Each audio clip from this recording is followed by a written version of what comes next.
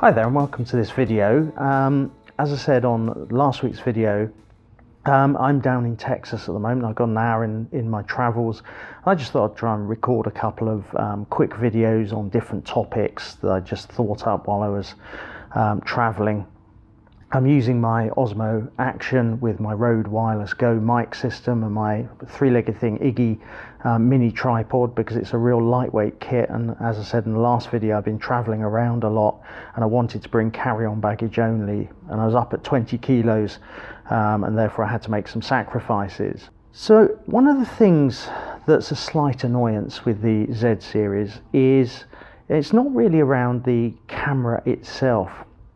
It's one of the challenges that I've seen with a lot of the manufacturers, that traditionally a camera has been a mechanical stroke optical device, and the skills to create those are very different from those that are perhaps required for modern mirrorless cameras, where software is really important both in terms of firmware and also the apps that go around the camera to create the ecosystem.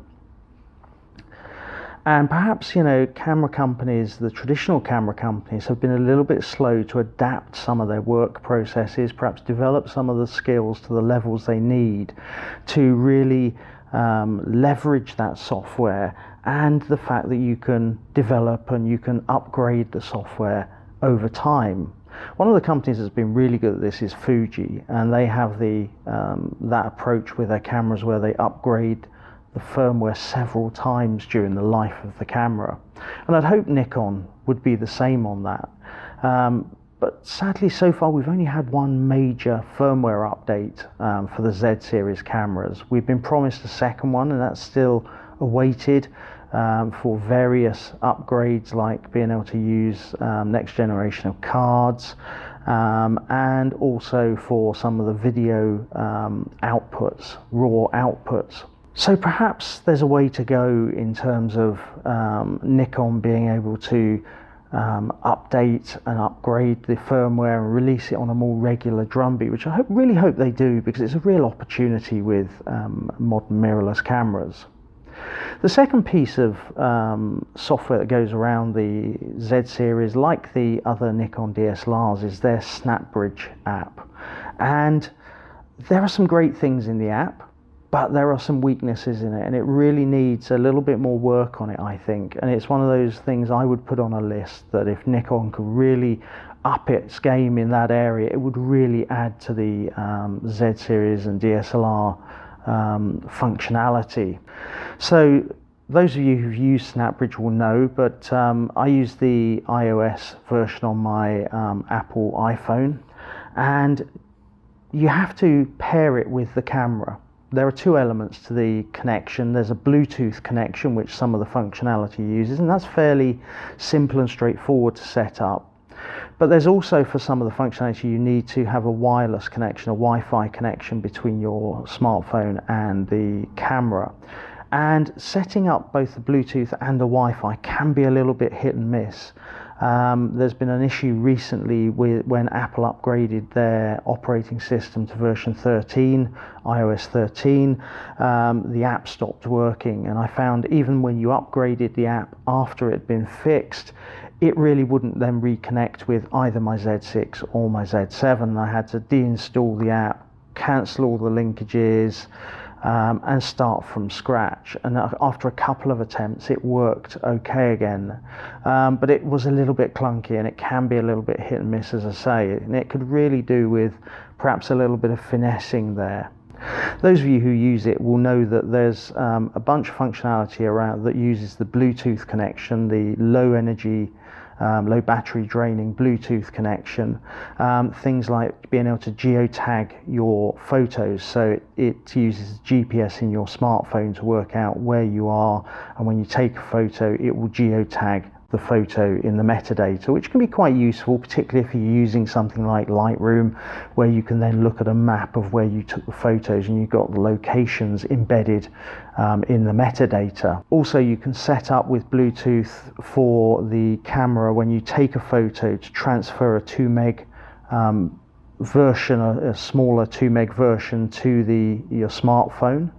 I used this to start with, but I found it had a big battery issue both on the mobile phone and on the camera.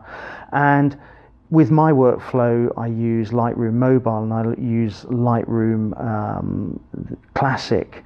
And what I found was I was getting duplicates of the photos coming through the two different work streams that I have. So I've turned that off. I don't use that unless I've got a specific reason to use it.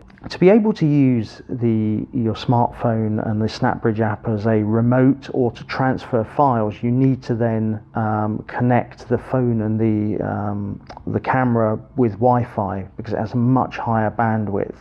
It is more of a drain on the battery, both in the camera and the iPhone, the smartphone, but it has some real benefits. You know, as a remote, for photography, there's a lot of functionality in there. You can change your various settings.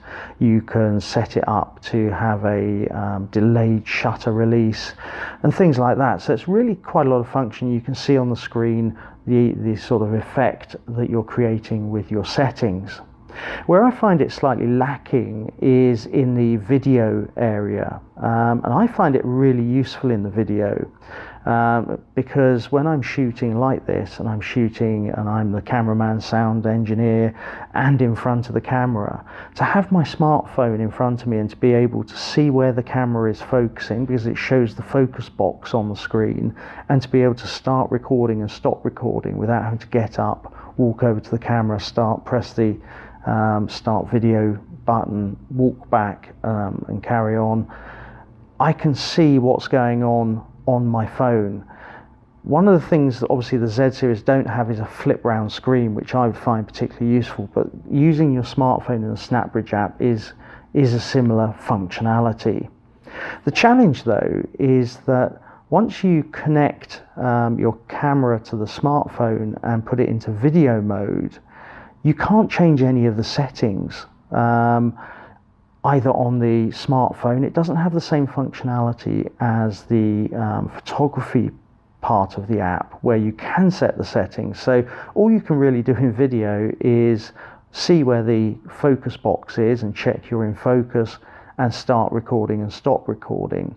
Equally, if you walk over to the camera because you want to perhaps adjust your exposure slightly, you can't, because once you've connected with SnapBridge, you can't then make any changes on the camera.